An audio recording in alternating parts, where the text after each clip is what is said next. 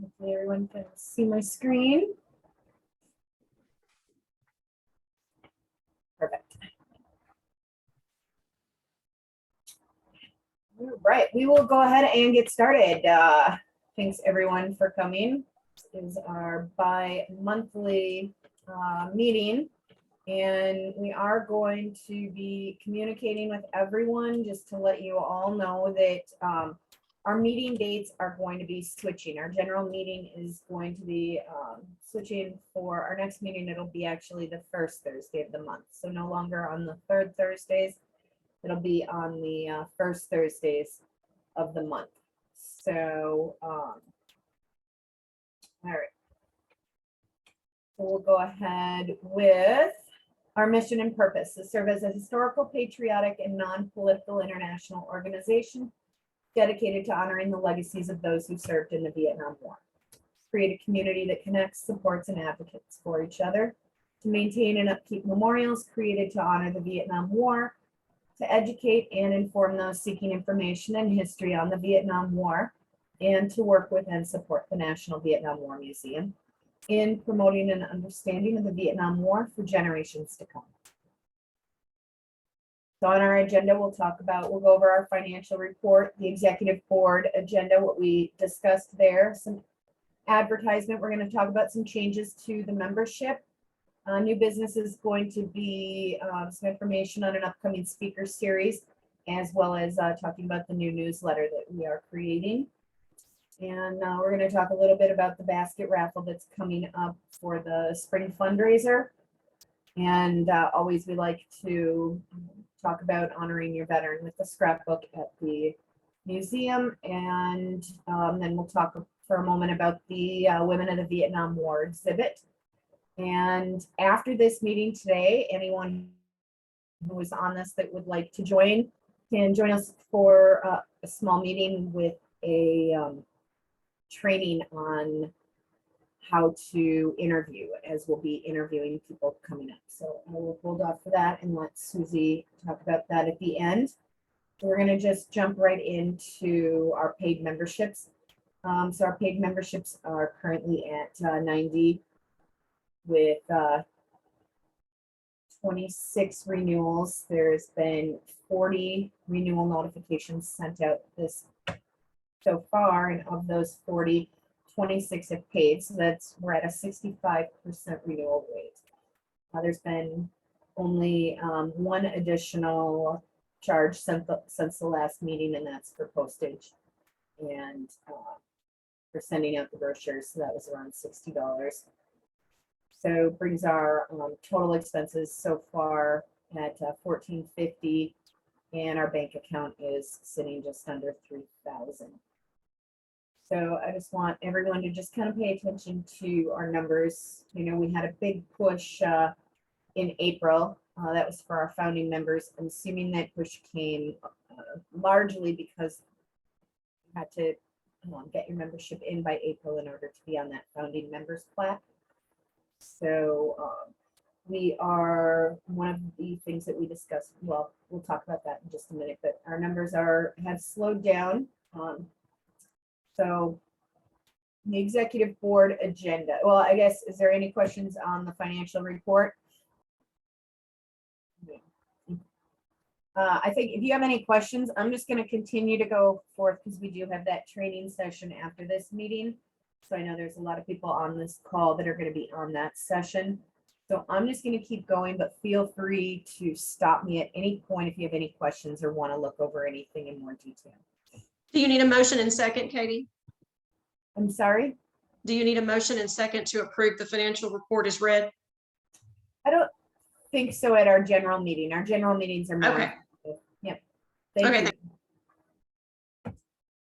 So our executive board agenda, this is what we talked about, and our executive board meets once a month. We have 12 members there, and we went over and approved this finance report during that meeting. And we had some talks about membership, and we are going to have, for any volunteers that are paid members of our group that are also active volunteers at the museum, we are creating a special sort of upgraded name tag for them to identify them as a son or daughter member. And so our hope is that, you know, when people come into the museum, that they can see that and maybe ask questions. And so I think that will help with membership, as well as, you know, it's a sense of pride too. And so, so those members that are helping out at the museum are going to be getting that, and that cost will come to the group, not to them individually. So we have a update on the curator. So we did put an offer out, and our offer was declined. We have a second person that will be going before the board. Honestly, I think he is as good as the first one.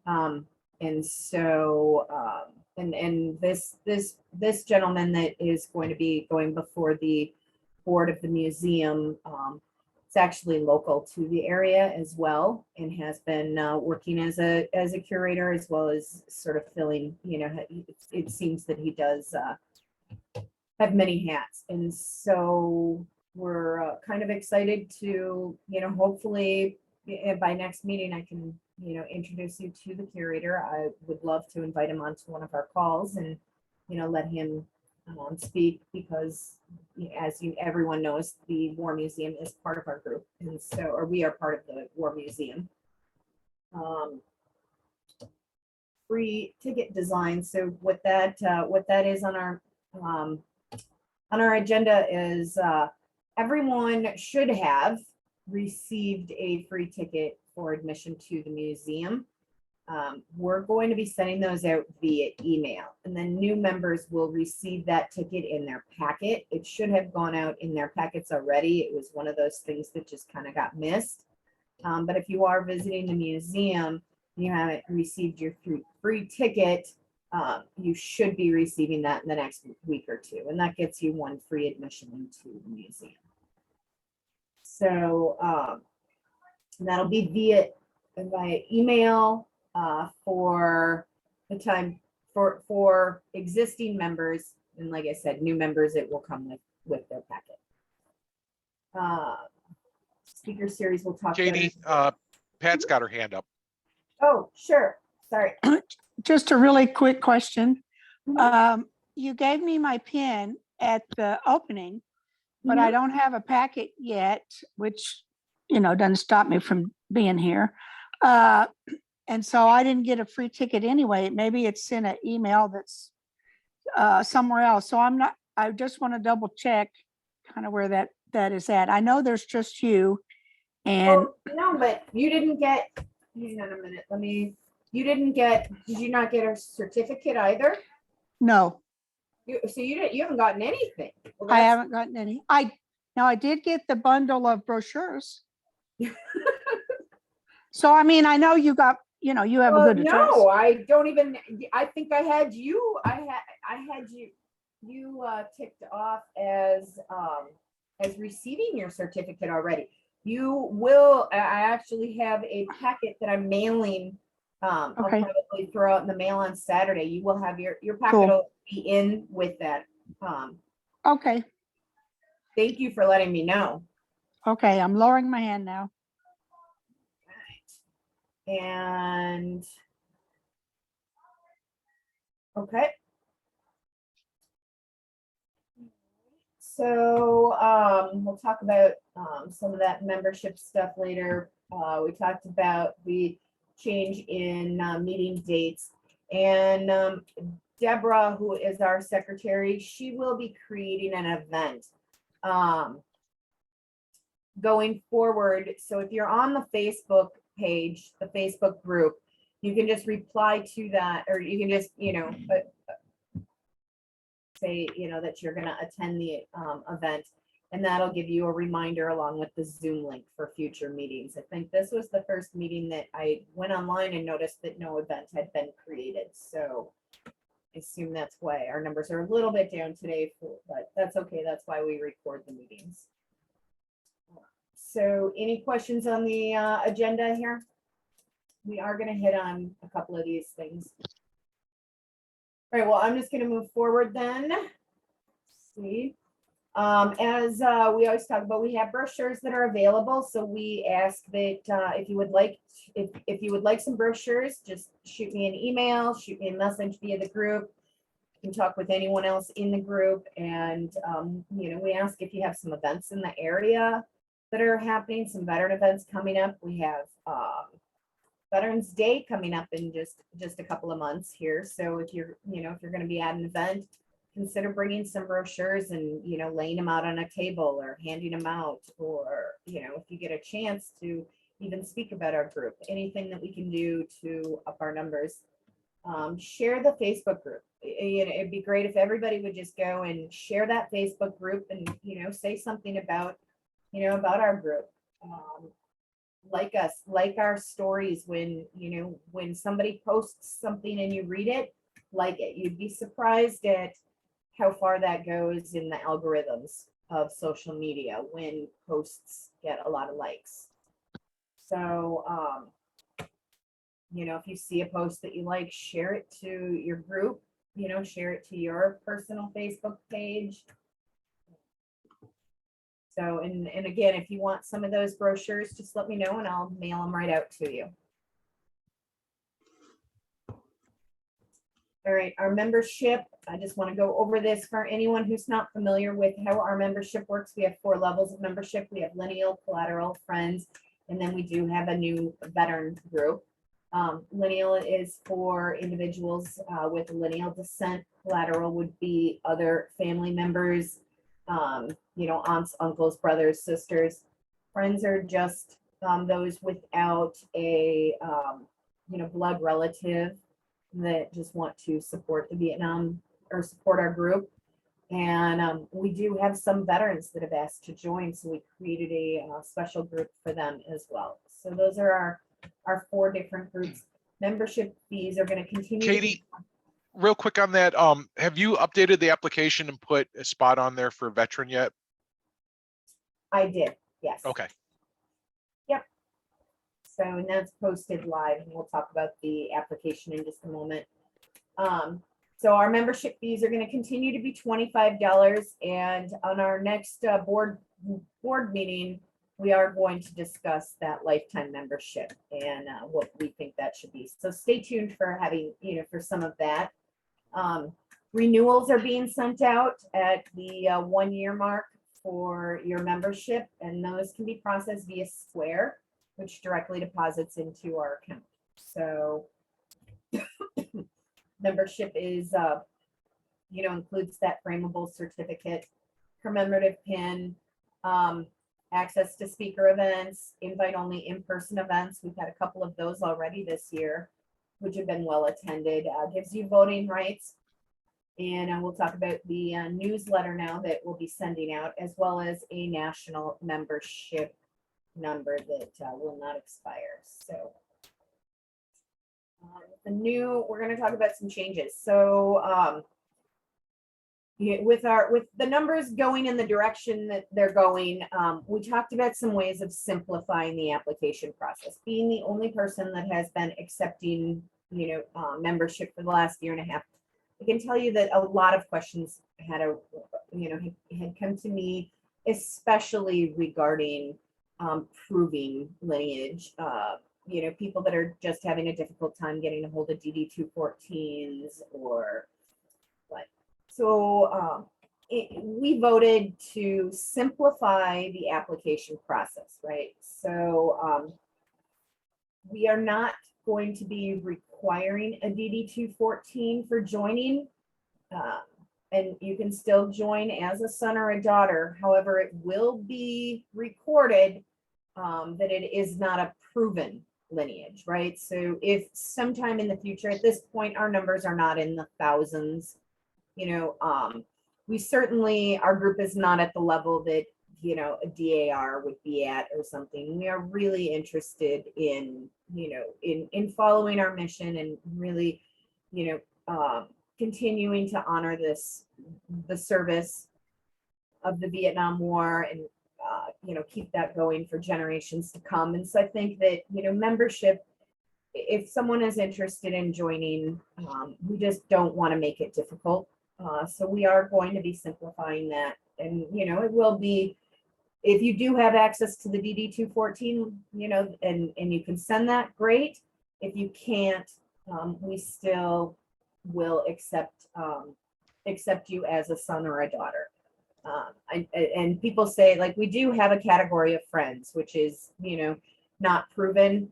However, when I've had conversations with some people who actually are a son or a daughter and, you know, unable to get that DD 214 for numerous reasons, and I tell them, well, you can join as a friend, sort of, it gives them a bad taste in their mouth, but I am a son or a daughter. And, you know, I just kind of, so anyways, we had this discussion, at this time, we're not going to be requiring it. So, and then the other change is that we are creating a form online. So right now you have the link where you can access the application online, you can print it out, and then you can snail mail it. And those come directly to me for processing. However, we are currently in the process of creating a form. So if you want to become a member, you can fill out that form, and then you'll be directed to a link to pay online as well. So it just eases that process. You don't have to print out something. You don't have to snail mail things. Don't have to do any of that. We're able to do this now because we're not requiring that DD 214. If you want to scan that in or even send a picture or something of that, if you have it, there'll be a box in there that shows you how to do that. You'll be able to attach that to your application. So you will, if you are not paying online, you'll be able to say that you're mailing your check in, and that needs to be received within 30 days. Otherwise, you know, your application will be declined and you'll have to start over. So, so I think these are all things that are going to help us get those numbers back up by just easing that process of, you know, how to become a member. Crystal has her hand up. Okay, yes. If someone joins without being a verified lineal member, do they still have voting privileges? Forgive me, I missed the discussion previously. Yes, they do. Yeah, and that was something that we did discuss. And I think that, you know, if you want to be, well, first of all, you don't have to be a verified lineal member to have voting rights anyways in our group.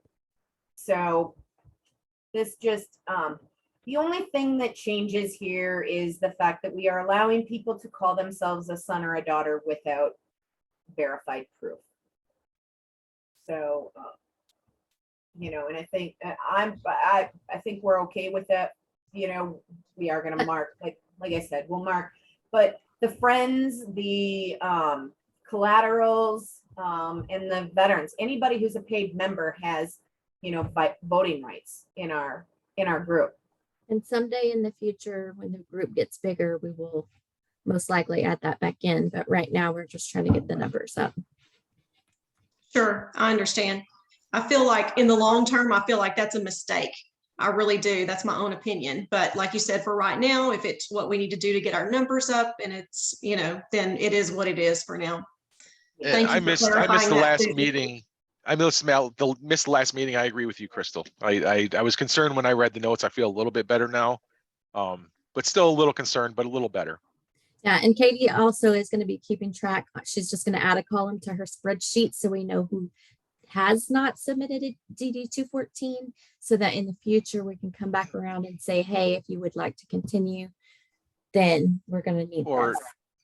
that, or even possibly if we don't go back to that, maybe even you have something even to the effect, like if you want to be a national officer, you have to be verified or something. Yeah. I think in order to hold an office, that is absolutely necessary because it dilutes, I think, the direction that the group is going. Or maybe even give, you know, those persons associate member status or something of that nature. Oh, yeah, that's a good idea. Yeah, and I think that, you know, it makes a big difference, especially in how we're sending the certificate out. You know, if you're a son or a daughter, your certificate's going to, you know, say that, your membership certificate.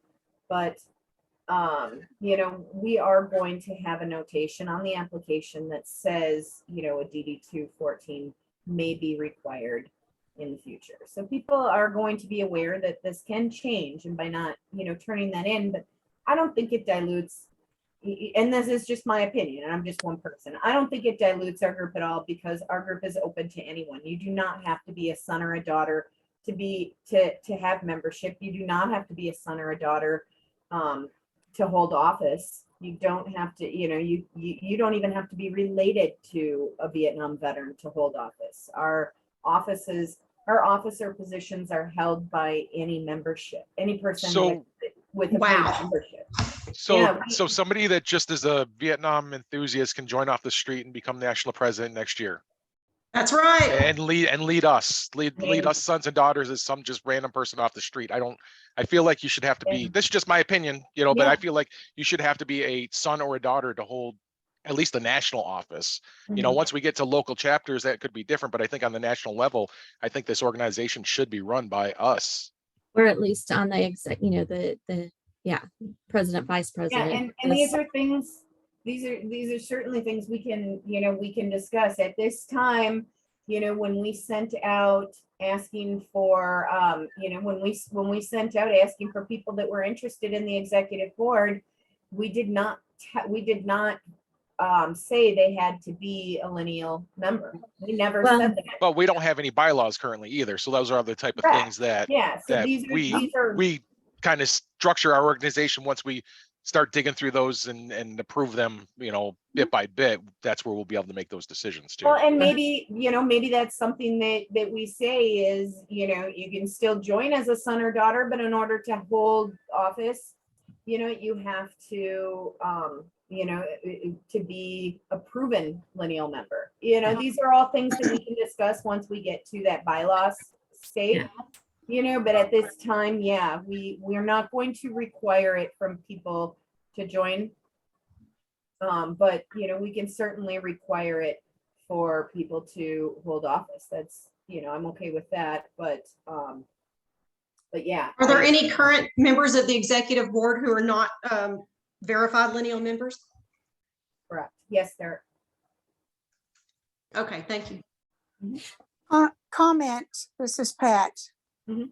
Just something to think about. Was there a discussion about, since you mentioned DD 214s are sometimes hard to get, is there any other kinds of documents? You know, I have my husband's orders for his decorations, and at the top it says First Air Cav Division, APO San Francisco, blah, blah, blah, blah, blah. And then it tells you, that just occurred to me as example, you know, in the Republic of Vietnam, blah, blah, blah, blah, blah. Some people might have that kind of thing, but not a 214. So I might just Exactly. suggest you may want to discuss more about maybe there's another, like a Plan B document. Obviously the that- easiest one is 214. That We could brought be an that up in option. the executive meeting. I did recommend that we offer some sort of follow on because like you, my mom has a lot of documentation. Yeah, I actually think found Paired with your marriage license. Yeah. Yeah. Because anybody could copy, I mean, they could find that in the trash. I mean, not that people are just looking to volunteer for Right. organizations, but, you know, still to just tie you to that document in some way, I think would be a good thing.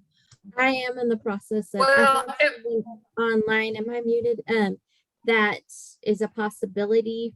The problem we were facing was that there are people out there who are not on good terms with their Vietnam veteran, and they do not have access to any of the records without consulting with their estranged father or whatever, but they still want to be a part of the organization. But I did find a thing online that can get that you can get very limited information as a without having a doctor's certificate or the actual DD 214. You can get some information from the archives that is limited. So I'm actually kind of in the process of checking on that, but certainly further discussion for our executive board meeting.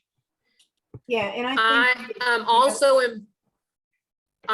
doing an interview with a man who actually gets DD 214s for the VA. I am interviewing him Tuesday. That is going to be in my newsletter report, how to get that, because that was one of the topics that we spoke about. So that is what on our mind is going to be how to do that, how to get a DD 214 without actually either being a member or that's what I'm going to interview him about. Yeah, so I think, So, you know, in the future, you know, in fact, it's one of the things that I'd like to add to our speaker series is, you know, being able to have somebody that, you know, can come on and really give us some good information about, you know, how to obtain military records, how to obtain, you know, missing, even there's even people that have come to us and, you know, they have questions about how to obtain medals that, you know, they're veteran earned, or, you know, various things, and how to kind of navigate that system. And I think there's been a lot of interest in that topic. So, you know, I just want everybody to be assured that we are looking into this and we're not taking it lightly. And, you know, it was a big discussion that we had at the executive board. And, you know, we don't have bylaws right now. We don't have any of that. And, you know, how we're going to navigate this DD 214 requirement and what we're going, you know, what we're going to do going forward, we will communicate with you. We're just letting people know that at this time, you can join without that. Now, what the limitations are going to be for you if you do not have that proof, that will be, you know, discussed at, you know, at a later date. But at this time, we will not be turning down any members that would like to join that do not have proof. And Nope.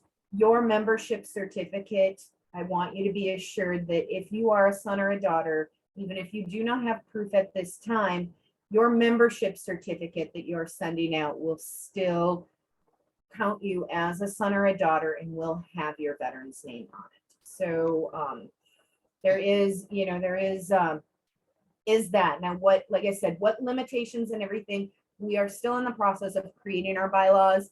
And so we will be going over that, and we will be discussing every aspect of it we've got a great executive board, and all of these things will be ironed out with the executive board.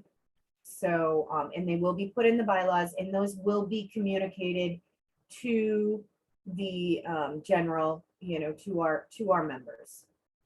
Katie, one more thing to throw out there on this, just an idea I had. If we don't come to a good conclusion on this DD 214 thing, because we determine they're just in some cases just too hard to get, maybe we consider it like an affidavit too. You just sign this affidavit saying, I attest that I am a son of or daughter of a Vietnam vet, and we just take their word for it on a signed piece of paper. Yeah. I mean, if it's good enough to vote here in honestly, Michigan, then Great. That's again something we discussed in the executive board, and that's a discussion we should have there. Yeah. So we will discuss what that will look like, and, you know, what we can do. And I promise it'll be communicated going forward. So yeah. So any other questions or comments on that? No. Okay. I'm going to move forward. Our speaker series. So we do have a mix of speakers. Our speaker series is going to begin in January. This was part of the membership. Now there will be, we are planning on having at least 6 speakers next year. Within these speakers are going to include, right now we have elder care authors navigating the VA system. And then we're also going to, as a caregiver, and we are also looking into, as we just discussed, you know, navigating and trying to, you know, get those legal documents and DD 214s and all of that stuff as well. If you have an idea for something that you'd like a speaker series on, speaker series is going to be a mix of some available to the public, right, to anyone who wants to come on to the call. But there will be some speakers that are going to be available only to paid members. So if you're not a paid member, my suggestion, it's $25 a year. And, you know, I think go ahead and, you know, pay that amount. If you have any financial difficulties, certainly contact me and let me know. But but yeah, so we will have some great speakers coming on, and so I look forward to that. And if you are a speaker or you know someone, an author, or someone who has a topic that you think this group would benefit from, let me know, and we will see about getting them added to the speaker series. So like I said, some are going to be available only to paid members. So any questions on that? All right, our newsletter. So this was, we just discussed it. This is in addition. So there is a museum newsletter that goes out 4 times a year. Our sons and daughters newsletter is going to go out 4 times a year. It will be, at this time, it will be snail mailed. So you'll receive it in the mail for any paid members. And it will also be available online. So if you're a paid member, you'll get that in the mail. If you are not, you'll still have access to it. You'll just have to do a little more work if you want to print it out or read it online or something. So it's going to be fully created by the executive board. Each member for each edition is being asked to create an article. Because we are part of the museum, none of the articles are going to be religious based. They're not going to be, there's certain laws or certain rules in order to keep the museum's status that they're already aware of. So nothing political, nothing religious, but anyone can submit something. So we have Deborah Crawford, who is our secretary, who is accepting it. Any of our executive board members can accept it. So if you know an executive board member and you want to submit an article to them, please do it.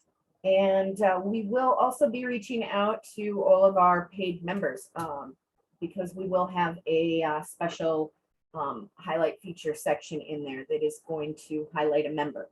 And they'll be able to share a couple of pictures and tell a brief story about their veteran or about why they joined the group. And so I think that, that'll be nice for everybody to see, just to have a highlight of a member. So if you're interested in, in highlighting your story and you're a paid member, that is only for paid members. So we look forward to some of those. And our first newsletter they're due by October 1st. So we expect it to be completed and mailed out that first week in November. So we are staying a month ahead of what the museum newsletter goes out because I can only do so much at once. So any questions on that? No, perfect. Okay.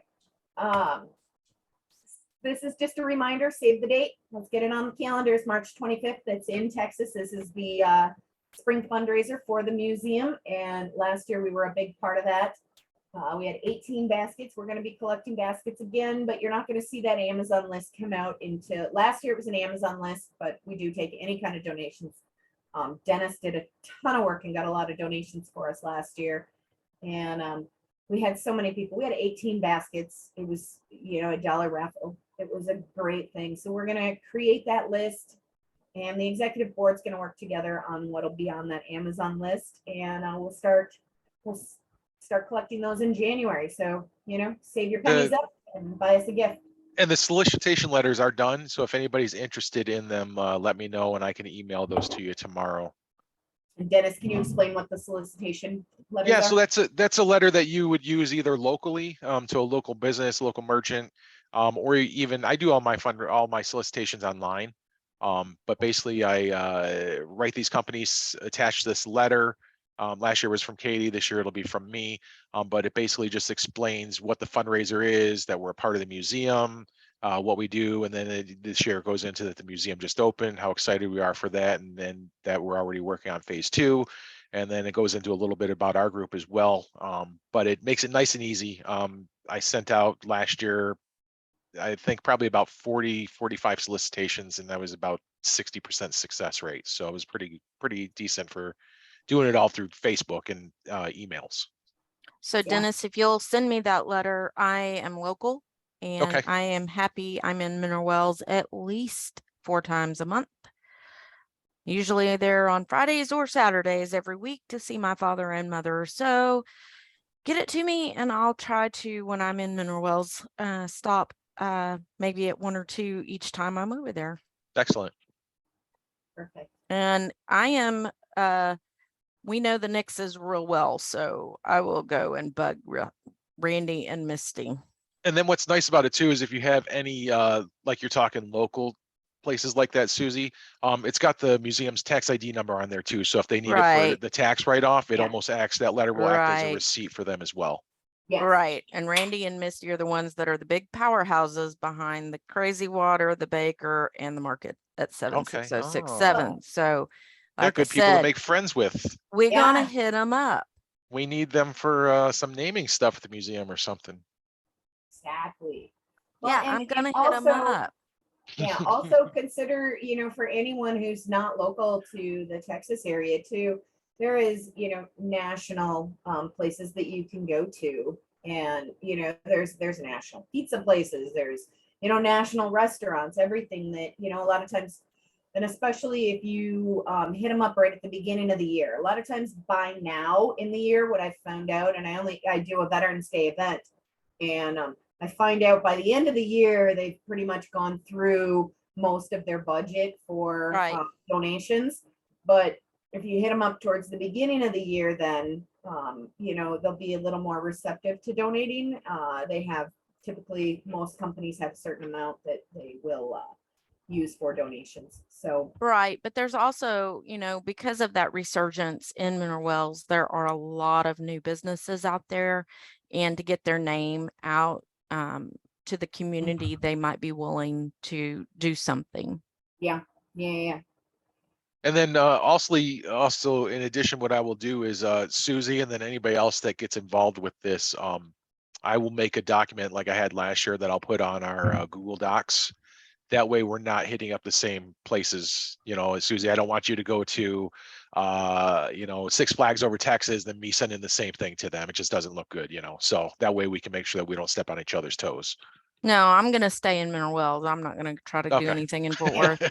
Yeah. Sorry. But Well, I'm I don't saying like if you driving did, in if you Fort did any Worth. of the, no, if you did any of the emailing or the Facebook or that type of stuff. I live in Fort Worth, but I don't do stuff in Fort Worth. I go to Mineral Wells. yeah, but Weatherford. that's good. It's good. The document's good to keep track. So thanks, Dennis, for all your work on that. So anyone that wants those letters, Julie will probably just, I think you already sent him out once, didn't you, Dennis? Not for this year, no. Oh, okay. Nope, Okay. they're done. They're sitting on my computer. Work has been insane the past month. No It's kidding. our busyness is not supposed to start for like another week and it's kicked in early. Yeah. All right. Well, I'm going to go ahead and move forward. So I assume, to be honest, we will get a little more detail. We'll get a little more detailed about, about this at our next meeting. Do we just tell someone that we want to do a basket, or do we have to email someone that we want to do a fundraiser basket, or we're doing 18? I'm sorry, I walked to the bathroom. I honestly, no, 18 is how many we did last year. So we want to beat that this year. As long as we have Crystal there to make the basket area look really super pretty when I get stressed out. Yeah, I'll be there. I'll be help there to ya. help this year too. We're gonna be keeping a list, like Dennis said. We'll be keeping a list. I did keep a list of all the baskets that were donated last year as well. So we will we'll keep that list. So if you are doing a basket, let me know so that I can follow up if we don't receive it, or match it if we do. So Yeah, I already know my I family will think- want a table. yeah, But we will have a table. We'll get, it was, Right. we're gonna need a few tables, but we'll get more detailed into what we need and what Sure. we expect. We're pretty far off from this right now. I just wanted people to get it on their radar. Yeah, no, they just were mentioning it with the women's group down here. Since we're going to interview them, they wanted to donate a basket as well. Oh, I love that. That's Oh. wonderful. Yeah, let's get them on the list at least. So if you could just email Dennis, and let him know, and he'll add that to the list, who it is and a contact name. And that way, you know, maybe Dennis, you can have another column that just says received or not received yet. Yeah, So yep, we can I do sort of that. keep Yep. track. Yeah, I thought you did already, but yeah, so we'll keep track and we'll have somebody, you know, we'll have something to follow up with. So if you do have something, I would say Dennis is probably, is that okay, Dennis? Yeah, that's fine. That's fine. Okay, he's probably the best contact person at this point if you know, if you already have one. If you already have a committal. All right. So all right, so we're gonna move forward honoring your veteran scrapbook. We talk about this every time. So you know, our book is getting filled. It's a lot of fun, to look at, and I actually get quite a few messages online from people who have visited the museum that are saying, hey, how do I do that? How do I submit one? And can anyone submit? And, you know, at this time, yes, it is open to anyone, not just members. And, you know, we used to have somebody that was collecting those. Now they're being mailed directly to the museum. So all the information is on our website. So the www.nationalbnmuseum, warmuseum.org, and just go to the Sons and Daughters page and you'll see the message for you know, where to submit those. And you know, and as always, most content is acceptable. We do want, you know, no graphic pictures, and you know, just be aware that our museum, you know, has a lot of children that go through it as well. So we just want to be respectful of everyone, on top of the fact that, you know, PTSD is a real thing, and you know, some of those kind of pictures and things can trigger that. So you know, tell the story, tell a good story, add your pictures in, just, you know, be respectful of, you know, other people. So that's all we ask. 1 page per veteran. So get together, you're going to have talk with your family, and get those sent in if you haven't already sent them in. And I'm going to turn this over to, is Susie, do you want me to talk here? Or do you want to just go ahead and talk about this group, see if we can add some extra members? Sure, go for it. So we have created a Women of the Vietnam War exhibit committee. Susie is actually in charge of it, so I feel a little bad talking about it. I don't know if you want to go ahead and take over. Well, basically what we're doing is we are looking for volunteers, and we have a group that is going to be doing video interviews of different women involved in the war, not just necessarily service members. And we're going to take those video interviews and display them in the museum, and most likely on the website as well. Perfect. And Anybody interested, let me know, let Katie know. We are just now getting fired up to do that. We're doing the training tonight, and we hope to get started ASAP. we do have some names. There was a little bit of confusion when I met with the group about them just cold releasing the names to me.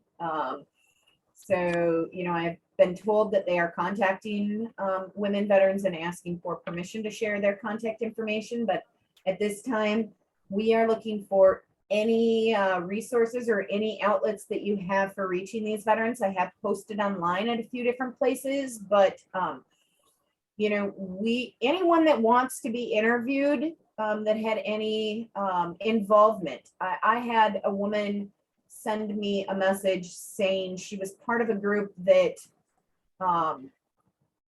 brought it when someone was killed in action. They came back, and she was part of a group. And anyway, I didn't know exactly what, you know, but to me, that's involvement in the Vietnam War. You are, you know, and you know, how much of each story we use is fine, but I think that any woman that had involvement with the Vietnam War that wants to be interviewed, we should interview. So if you know someone, if you have a group that you can reach out to ask for these people, the donut tellies, the nurses, you know, you didn't even have to be enlisted. We have some, you know, some news crews that, you know, have information. So I reached out to the donut dollies today. perfect. Yeah. So I have think I have 8 people that have responded to me so far. So, I mean, I think that we were thinking about, at this point, 20 to 30 people. When I talked to Susie, she thought that was an appropriate number. So, so yeah. So if you know somebody, let Susie know. I'm sending all of my information to her. She's in charge of this group, not me. So, yeah. And then after our meeting here, which it should be over with shortly, there's going to be a training on how to interview, how to properly record. And so is there anything else you need to add, Susie? Do you just want me to stop? Comment. This is Pat, just a quick comment. The PACT Act has expanded the area around Vietnam in order to expand eligibility for Agent Orange issues. So we want to keep that in mind, because that means if we had a woman veteran or someone in Thailand, in Guam, in Okinawa, in Japan, all those things that the law now says is part of the theater. And whereas before it was kind of like, no, you got to be in country, boots on the ground. So that's just some more options we can think about, I think. Yeah, I think that sounds great. All right, so is there, I think that pretty much, so where do we need help? Obviously, we want as many people involved in that committee as possible. Another area is, as we talked about, speakers. Museum newsletter, which is different from our sons and daughters newsletter. So if you have something that you think that goes out to a much larger audience, so if you have something you think would benefit that, those articles are due December 1st, or that newsletter goes out December 1st. So those articles need to be to me by November 15th. If you're adding it to the sons and daughters newsletter, remember that's a month in advance. So those articles need to be to me by October 1st. So the sons and daughters newsletter, October 1st, museum newsletter, November 15th. So, all right. And at this point, I think we've stopped and added many questions along the way. So I'm not sure we really need a new Q&A unless somebody has something they want to discuss. But at this point, I think we can probably stop this, stop the recording. Maybe I can stop share and stop recording.